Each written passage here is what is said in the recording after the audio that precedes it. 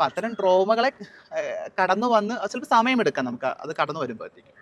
അപ്പം അതായിരിക്കാം വിൻസിക്കടക്കം വിൻസി വളരെ കൃത്യമായിട്ട് തന്നെ ഇടപെട്ടു എന്നുള്ളത് ഞാൻ വളരെ സന്തോഷമുണ്ട് കേട്ടോ. വിൻസി വളരെ കൃത്യമായ സമയത്ത് അത് ഇടപെട്ടു, കൃത്യമായ രീതിയിൽ അതിനെ കൈകാര്യം ചെയ്തു എന്നുള്ളതാണ്.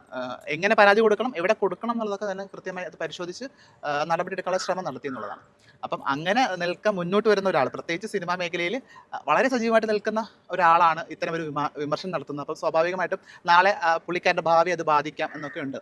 എങ്കിൽ പോലും അങ്ങനെ ഒരു അറ്റംപ്റ്റ് നടത്തിയ ഒരാളെ നമ്മൾ പ്രോത്സാഹിപ്പിക്കേണ്ടതായിട്ടുണ്ട്.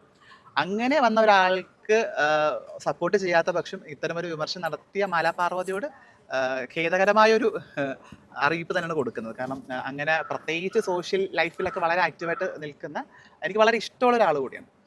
മുൻകാലങ്ങളിൽ എനിക്ക് തോന്നുന്നു കുറച്ചും കൂടി നല്ല സ്റ്റേറ്റ്മെന്റ്സ് നടത്തുന്ന ഒരാൾ കൂടിയാണ്. അപ്പം അങ്ങനത്തെ ഒരാളെടുത്ത് നമ്മൾ ഒട്ടും എക്സ്പെക്ട് ചെയ്യുന്നില്ല. പ്രത്യേകിച്ച് മാലാ പാർവതി പോലുള്ള ആളുകളെ നമ്മളെപ്പോഴും, ഈവൻ അമ്മ ആ ഒരു ലെവലിലൊക്കെ നമ്മളെപ്പോഴും കാണുന്നത്. നിർബന്ധമല്ല എങ്കിൽ പോലും അങ്ങനെയുള്ള ഒരു സ്പേസിൽ നമുക്ക് ഇത്തരം ഒരു മറുപടി വേദനിപ്പിക്കുന്നു എന്നുള്ളതാണ്.